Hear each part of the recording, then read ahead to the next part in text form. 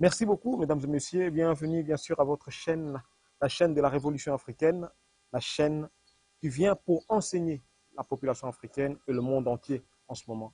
Vous vendez télévision, mesdames et messieurs, peu importe l'endroit où vous vous trouvez, je pense que ça fait un bon bout de temps que vous et moi, nous ne rencontrons plus à travers l'émission Face B de l'Occident, suite à pas mal de problèmes techniques et pas mal d'aléas qui ont fait que on n'a pas pu être en direct sur Vous Vendez Télévision. Aujourd'hui, vous et moi, nous allons nous retrouver et je pense que c'est la joie dans vos maisons parce qu'on va parler d'une émission que tout le monde aime vraiment, Face B de l'Occident. Pourquoi Face B de l'Occident? Pendant un certain moment, on nous a enseigné que l'Europe était beau. L'Europe, c'est le paradis sur Terre. L'Europe, c'est vraiment l'endroit où on ne peut pas mourir. Mais au fil du temps, plus on avance, en réalité, le Père créateur a fait en sorte que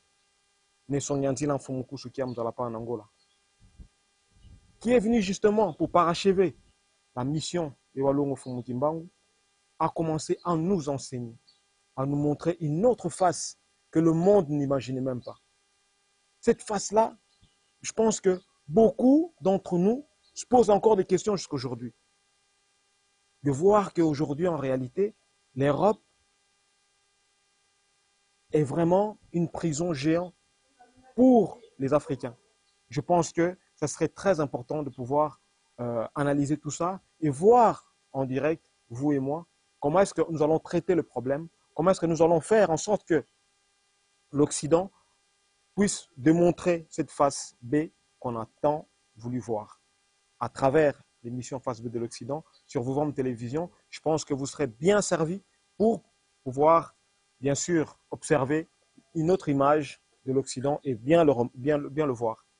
Aujourd'hui, vous et moi, nous allons parler, bien sûr, des problèmes économiques. Quelle face B les Occidentaux utilisent pour venir arnaquer les Africains? À chaque fois, nos dirigeants ou nos présidents, nos gouvernements, vont en Europe, à la Banque mondiale, FMI, le Fonds monétaire international, pour demander de l'aide. Ils vont sur place, ils vont signer des contrats. Mais quand ils signent des contrats et qu'ils reviennent en Afrique, je pense que c'est toujours la même chose. On va construire des prisons, on va construire des routes, on va construire ce qu'il faut construire, le peu qu'ils peuvent faire, bien sûr. Je ne veux pas dire qu'ils vont tout faire. Ils vont faire le peu qu'ils peuvent faire. Et après un bon bout de temps, on entend toujours que l'Afrique est endettée. L'Afrique a un problème de dette. L'Afrique est toujours endettée. Mais qu'est-ce qui fait en sorte que l'Afrique est remplie de richesses? On a des diamants, on a l'or, coltan, cuivre, tout ce qu'on veut, manganèse. Toutes les richesses du monde se trouvent en Afrique. Et les Européens sont toujours là en train d'exploiter les richesses africaines. Ils sont là en train de piller les ressources naturelles africaines, dont nos sols sont pillés. Et bien sûr, notre intellect aussi est pillé. Mais l'Afrique, jusqu'à présent, est encore surendettée. L'Afrique doit encore énormément à l'Europe. L'Afrique a un problème. Donc voilà pourquoi aujourd'hui, on aimerait bien justement parler. Comment se fait-il que nos pays qui sont riches en minerais, qui sont riches en sol et sous-sol, on est riche au niveau même du climat, on est riche du point de vue intellectuel. Mais comment se fait-il qu'aujourd'hui, l'Afrique est surendettée par rapport à l'Europe? La Banque mondiale aujourd'hui, nous n'allons pas entendre que la France a une dette de la Banque mondiale. Nous n'allons pas entendre que la France doit au FMI, le Fonds monétaire international. Mais c'est toujours l'Afrique. Qu'est-ce qui se passe en réalité? Ce qui se passe en réalité, c'est quoi? c'est que nos dirigeants vont en Europe, dans les banques européennes, vont à la Banque mondiale, au FMI, pour demander de l'aide. Et quand ils demandent de l'aide, bien sûr, cette aide-là ne vient pas directement pour dire, voilà, prenez l'argent, allez faire tout ce que vous avez envie de faire. Voilà pourquoi, premièrement, nos dirigeants sont bloqués. Parce on leur donne de l'argent, on leur prête de l'argent. Cet argent qu'on leur prête, on leur donne une mission à suivre ou bien des œuvres à accomplir avec cet argent-là. Donc, on vous donne l'argent, on vous prête de l'argent, mais on vous dit encore comment est-ce que vous allez faire des dépenses, sur quel chantier vous allez faire des dépenses avec cet argent-là. Je pense que, imaginez vous-même, là aujourd'hui, je viens chez une personne, je dis j'ai envie d'emprunter de l'argent, mon fils ou ma fille qui est malade, et je vais emprunter de l'argent, mais cette personne me dit, je te prête de l'argent, mais l'argent que je te prête, c'est pour aller acheter des vêtements pour tes enfants et rien d'autre. Si tu fais quelque chose d'autre avec, la prochaine fois quand tu vas venir, je ne vais plus te prêter. Imaginez-vous.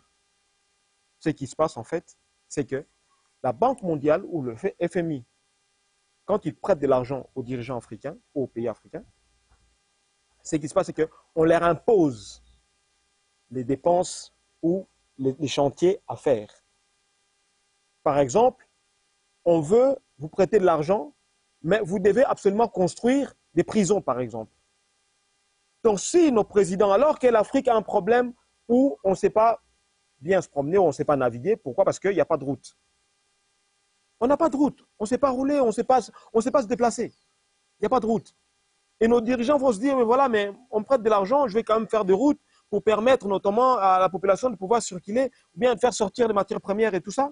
Mais étant donné que tu as déjà des cahiers de charges avec l'argent que tu prends, donc automatiquement, tu as l'impossibilité de pouvoir construire les routes. Donc, qui fait que l'argent, on te dit, tu dois construire des prisons. Donc, automatiquement, tu vas construire des prisons. En construisant des prisons, donc automatiquement, dis-toi que tu es déjà un échec par rapport à tout ce que tu dois absolument faire.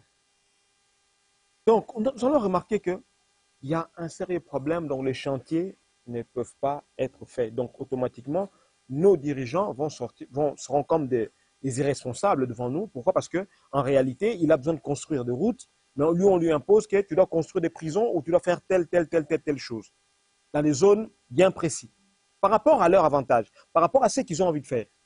Donc, automatiquement, nos dirigeants vont venir avec cet argent. Ils vont construire et essayer peut-être de gratter un peu pour faire telle chose, mais en réalité, la majorité de la somme qu'ils vont recevoir, ils vont l'investir dans le chantier dans lequel on lui a dit. Parce que sinon, la prochaine fois, automatiquement, lui, il va espérer que la prochaine fois, ça sera peut-être pour construire les routes. Donc, automatiquement, qu'est-ce qui va se passer? C'est qu'on ne va pas construire les routes. On ne va pas faire ce que la population a besoin, ou bien le pays a besoin. Donc, automatiquement, on commence à faire ce que les Occidentaux nous demandent de faire. Mais qu'est-ce qui se passe en réalité? Parce qu'on emprunte de l'argent. On emprunte de l'argent. Mais quand cet argent arrive, mais quand ils te donnent un travail, par exemple, ils donnent un chantier, ils vont te dire, mais voilà, pour construire ce chantier-là, pour faire telle chose, on doit aussi te donner le matériel qu'il faut pour pouvoir travailler sur ce chantier-là. Donc, automatiquement, tu acceptes. Parce qu'ils vont te donner le matériel. Donc, ils vont te prêter le matériel. Pas donner, mais ils vont te prêter le matériel. Ou ils vont te vendre le matériel. Et en même temps, vu que ta population n'a pas de personnes pour pouvoir utiliser ce matériel, qu'est-ce qui se passe? C'est que tu es obligé de prendre tous les travailleurs de là-bas ou les ingénieurs qui savent manipuler les machines, donc automatiquement, tu les envoies ici. On les envoie ici en Afrique. Et quand ils arrivent en Afrique, ben, automatiquement, ils vont travailler pour l'intérêt, soi-disant, de ce pays-là. Mais quand ils travaillent pour ce pays-là, donc automatiquement, le gouvernement congolais, tchadien ou togolais, camerounais, peu importe, sera obligé de payer ces ingénieurs. Et quand ils payent les ingénieurs, donc automatiquement, c'est l'argent que tu fais sortir. Mais le prix que tu vas payer ces ingénieurs, automatiquement, c'est le prix il y a le salaire que tu dois leur donner. Ce n'est pas les salaires, ce n'est pas toi qui dois fixer, ce n'est pas le pays qui fixe. Mais c'est le FMI, Banque mondiale, les gens qui te prêtent de l'argent et qui te donnent les ingénieurs. Donc, automatiquement, c'est lui qui fixe le prix. Combien tu dois payer. Vous imaginez les appareils et payer les ingénieurs. Quand vous faites tout cela, vous allez remarquer que l'argent qu'on nous a prêté va retourner en Europe à travers les engins qu'on nous a prêtés, bien sûr, qu'on nous a vendus, parce qu'on doit les acheter. Vous voyez? Donc cet argent va retourner en Europe. Les ingénieurs que vous avez engagés, que vous devez absolument payer, mais automatiquement, quand vous les payez, étant donné que ce sont des gens qui sont venus pour un court séjour chez vous, pour pouvoir faire ces chantiers, donc automatiquement, tout cet argent retourne encore en Europe. Donc le FMI et la Banque mondiale, ils récupèrent encore tout l'argent. Donc automatiquement, vous avez maintenant un problème. Vu que vous avez emprunté de l'argent, vous avez emprunté de l'argent. Ceux qui ont ce salon malamu, vous avez défi mbongo. Ou défi mbongo, ou yé na ngona ndaku na yo, mais ba imposer yo ceux qui n'ont mbongo wana, yo ko sala ni na mbongo wana. Ils vous envoient les ingénieurs, ils vous envoient le matériel qu'il faut. Une petite explication en lingala, juste pour que les gens puissent comprendre de quoi on veut absolument parler. C'est du pure arnaque. Normalement, on devrait porter plainte. Parce qu'en réalité, donc on est arnaqué jusqu'à la moelle épinière. Donc tout l'argent qu'on nous a prêté, tout cet argent va encore retourner chez les Occidentaux. Par quel moyen? Parce qu'on doit absolument, je veux dire, prendre des ingénieurs et prendre le matériel qu'il faut pour pouvoir accomplir peut-être le chantier ou de construction qu'on a besoin. Donc vous imaginez. Donc voilà pourquoi vous allez voir que, par exemple, en République démocratique du Congo, le barrage de Idinga nous a surendettés. Parce qu'en réalité, on nous a même vendu des matériaux qui étaient abîmés. On nous a envoyé des ingénieurs, je dis, pour faire tout cela. Donc automatiquement, il fallait encore payer tous ces gens-là. Donc voilà pourquoi on était endettés. C'est ce qui se passe, c'est ce qui se produit à tout moment. Et c'est pour cela que le président Sankara est tombé, parce qu'il avait découvert toutes ces choses-là, et il a demandé aux dirigeants africains de ne plus aller emprunter de l'argent aux Occidentaux, à la FMI ou à la Banque mondiale. Parce qu'en réalité, on ne va jamais payer cet argent-là. Par rapport aux clauses, par rapport aux contrats signés, donc automatiquement, les ingénieurs occidentaux qui travaillent pour la FMI et qui travaillent pour la Banque mondiale, parce qu'en réalité, c'est l'argent qu'on va encore injecter dans l'économie occidentale, qui continue à s'enrichir. Et si jamais on ne paye pas, mais bien sûr, ils vont venir en Afrique. Mais étant donné que vous n'avez pas payé de la dette, donc laissez-nous exploiter le sol pendant 10 ans, pendant 15 ans. Mais tu me donnes l'argent, tu as une dette. Et cette dette-là, tu dois la payer. Mais quand tu n'as pas les moyens de la payer, mais tu as par exemple une parcelle, mais je peux aller dire, voilà, mais je prends ta parcelle, ou je récupère ta parcelle, ou je dois exploiter ton terrain pour récupérer mon argent. Mais en réalité, il avait déjà récupéré son argent. Parce que tu n'as pas demandé d'ingénieur, tu n'as pas demandé, mais toi, tu as demandé à emprunter de l'argent. Maïe Mabé. Très mauvais. Mesdames et messieurs, ce n'est pas une personne avec qui on peut jouer. Et j'aimerais justement, pour prouver tout cela, si moi, je le dis, beaucoup ne vont pas me croire. On va demander aux Occidentaux de pouvoir bien nous décrire ce qui se passe en réalité, pourquoi l'Afrique est toujours surendettée. Nous allons prendre un professeur d'université qui va tenir une conférence et il va nous expliquer ce que je viens de vous dire ici en 2-3 minutes et puis on va revenir justement pour pouvoir conclure notre émission. À Régie, tu peux pouvez nous mettre l'image et puis on va revenir juste après. Alors on va parler pour finir des pays du tiers-monde, parce que alors là, le système dont je viens de vous parler, il est merveilleux parce que bon, c'est très bien d'endetter une belle sœur dans une petite ville, c'est très bien d'endetter une grosse entreprise dans une capitale, mais le top du top, c'est d'endetter tout un pays d'un coup. Et là, il y a des spécialistes de ça, il y a le Fonds monétaire international, il y a la Banque mondiale, il y a l'OMC, qui ont des individus, des équipes particulières qui vont dans les pays pauvres, en général où on peut trouver des ressources qui sont utiles aux pays riches, des ressources minières, des ressources géologiques, des ressources énergétiques, du pétrole, etc. Et on dit aux dirigeants de ces pays, est-ce que vous savez que vous êtes assis sur des montagnes de profits?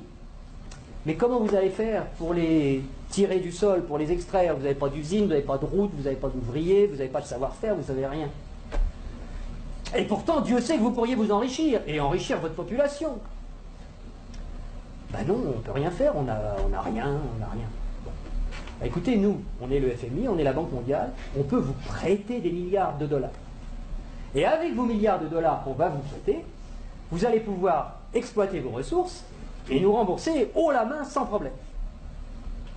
Mais il y a une petite clause dans le contrat de prêt, et de toute façon vous ne pouvez pas y couper, c'est que vous allez avoir besoin de routes, vous allez avoir besoin d'un port pour que les pétroliers puissent aborder, vous allez avoir besoin d'un pipeline pour aller des puits de pétrole au port, vous allez avoir besoin de soldats pour protéger le pipeline des terroristes, donc on amènera aussi quelques soldats, et vous allez avoir besoin de beaucoup d'argent pour financer tout ça. Et à qui vous allez acheter tout ça?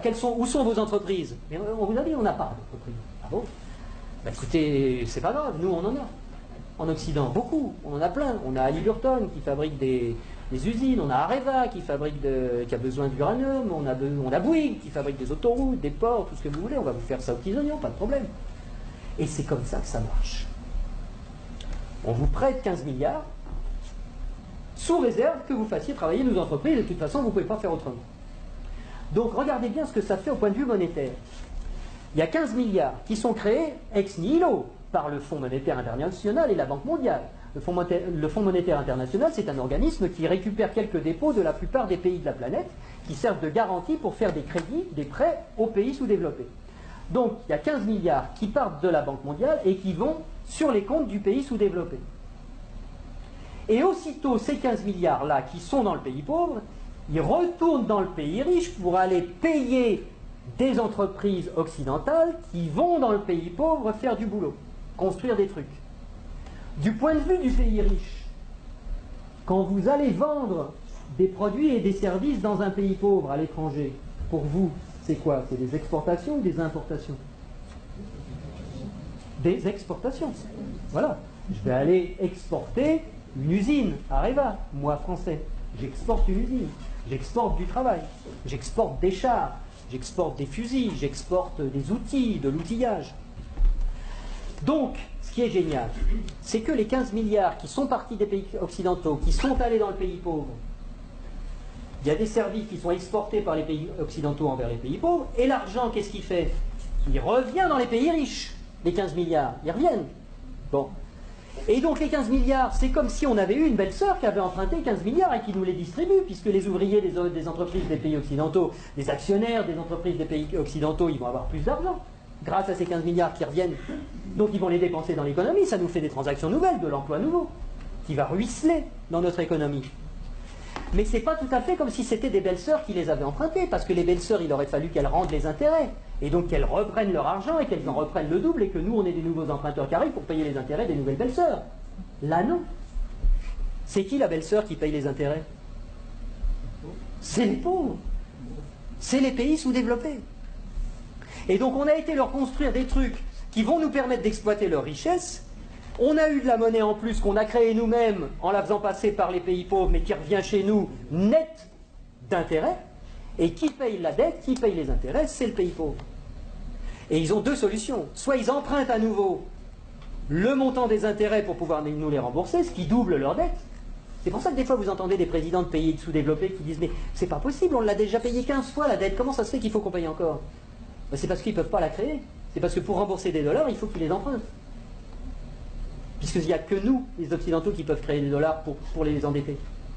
Et donc, soit ils empruntent pour continuer à payer leurs intérêts, soit ils vendent leurs ressources pour presque rien. Ce qui nous permet à nous d'avoir le niveau de vie qu'on a. Et d'avoir les ressources des pays sous-développés, qu'on a bien choisis parce qu'ils étaient riches en ressources dont on a besoin, et d'avoir le niveau de vie qu'on a, et d'avoir de l'essence pas chère, et d'avoir des iPhones pas chers, etc. C'est grâce à ça. Donc il faut réfléchir à ça aussi. Il faut savoir que si on a le niveau de vie qu'on a, c'est parce qu'il y a une prédation sur les ressources de la Terre entière, qui nous profitent. Voilà, je pense qu'on nous a tout décrit. Donc, ce n'est pas facile de pouvoir dire aujourd'hui à nos dirigeants, allez juste emprunter de l'argent. Si les Occidentaux sont prêts à nous faire ce qu'ils sont en train de faire, pensez-vous qu'un jour, les Occidentaux peuvent venir ici avec un programme pour pouvoir développer l'Afrique? En réalité, non. Les Occidentaux sont très mauvais. Parce qu'en réalité, les Occidentaux le savent très bien. Si l'Afrique arrive à se développer aujourd'hui, ça sera la crise et ça sera la fin de l'Occident. Parce qu'en réalité, il n'y a pas de richesse chez les Occidentaux. Ils viennent tout exploiter ici en Afrique.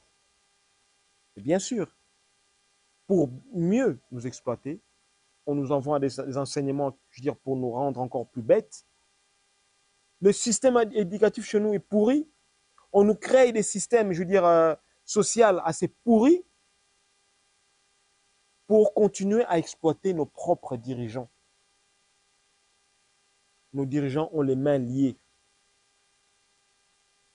Et nous, on demande aujourd'hui, on va demander à tous nos dirigeants de ne plus emprunter de l'argent chez les Occidentaux. Parce qu'en réalité, quand nous empruntons de l'argent aux Occidentaux, en réalité, on va s'appauvrir.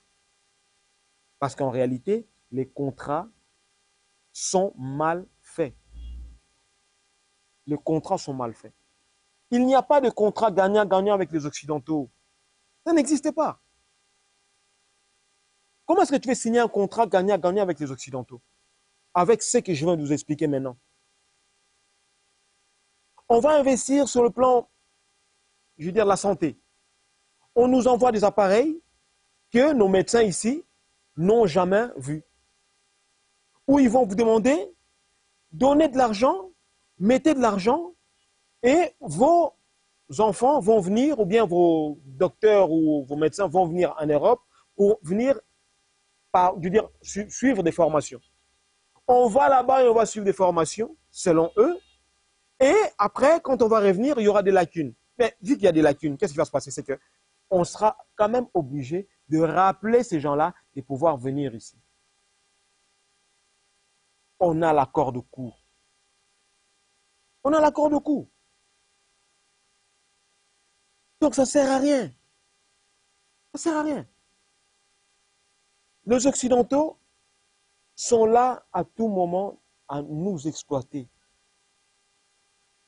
Si aujourd'hui, nous disons par exemple que nos présidents puissent se prononcer pour pouvoir arrêter l'aide ou refuser de payer les dettes qu'il y a à la Banque mondiale et au Fonds monétaire international, vous allez remarquer qu'en réalité, c'est nous, le petit peuple, oui, chez nous le peuple, qui allons encore crier sur nos dirigeants. Parce qu'on met tellement la pression sur nos dirigeants que nos dirigeants vont emprunter de l'argent pour faire semblant de nous faire plaisir. Mais aujourd'hui, à travers cette émission, on a juste envie de faire votre éveil de conscience, de pouvoir vous dire qu'en réalité, il ne faudrait absolument pas à nos dirigeants d'aller emprunter de l'argent au FMI ou à la Banque mondiale. Comme l'a fait Sankara. Comme Mouzé Kabila l'a fait, il a refusé d'emprunter l'argent à la Banque mondiale ou au FMI. pendant un certain moment. Je pense que même le président Kabila aussi, avant emboîté le pas, de ne pas emprunter de l'argent à la Banque mondiale ou au FMI. Et je pense que les présidents, s'ils arrivent à ne plus emprunter de l'argent, ça sera déjà quelque chose d'extraordinaire qui va permettre que, c'est vrai que nous allons souffrir pendant un certain moment, parce qu'en réalité, on s'est rendu compte, mais on va faire des efforts, on va doubler des efforts pour pouvoir en fait dynamiser notre économie, de pouvoir nous donner notre propre économie, basée sur nos propres règles, basée sur nos matières premières, basée sur nos productions, et non parler d'une économie. On parle de chiffres d'affaires de milliards, mais en réalité, tout cet argent-là, c'est l'argent emprunté chez les Occidentaux. Ce sera difficile pour nous. Donc voilà pourquoi, à travers cette chaîne, je vous demande, mesdames et messieurs, de bien suivre toutes les émissions qui passent sur vos ventes télévision. Vous allez remarquer que nous sommes là en train d'éveiller la conscience de la population africaine, partout dans le monde. Parce que si vous allez sur Internet, à Mwangisinsan, vous vend TV, vous allez remarquer que vous allez suivre les émissions qu'on vous met à chaque fois. Donc, ce n'est pas une blague. C'est que nos dirigeants sont vraiment arnaqués. Les Africains, nous sommes arnaqués par les Occidentaux par rapport au contrat d'emprunter de l'argent au FMI et à la Banque mondiale. Qui ne résout jamais les problèmes ici.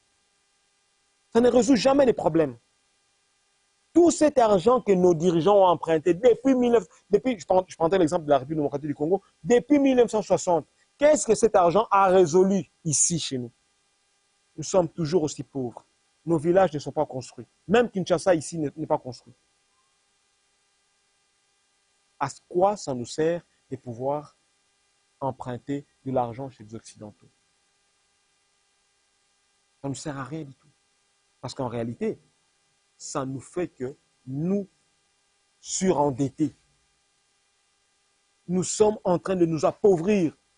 Plus on emprunte, plus on est pauvre. Plus on emprunte, plus on a des problèmes. Donc ça ne sert à rien. Notre économie n'arrive pas à aller de l'avant.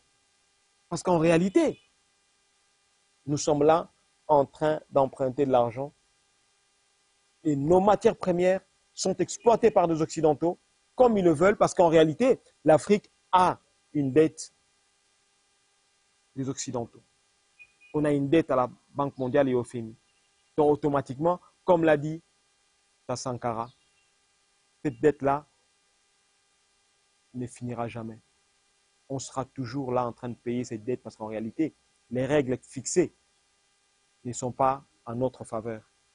Les règles fixées sont à la faveur des Occidentaux. Voilà pourquoi, mesdames et messieurs, à travers votre émission Face B de l'Occident, nous vous remercions énormément. Nous sommes presque à la fin. Oui, bien sûr, la télévision, c'est le temps.